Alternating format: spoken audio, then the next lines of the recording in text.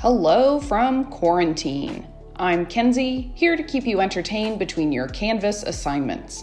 Finding yourself a little lost in the virtual pandemic world?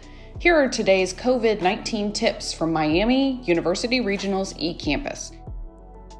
Thanks, Kenzie.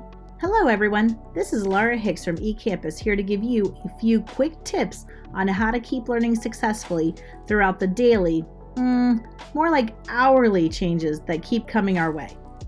First, set up your notifications. Make sure you have your Canvas notifications set so that you're able to communicate effectively with your instructor and other classmates. Second, set up your space. Try to find a spot with the fewest distractions to designate as your classroom. Make sure it's comfortable and don't forget to get up and move around every so often. Finally, set up your schedule. Make sure you block out class time to keep a routine and stay on track.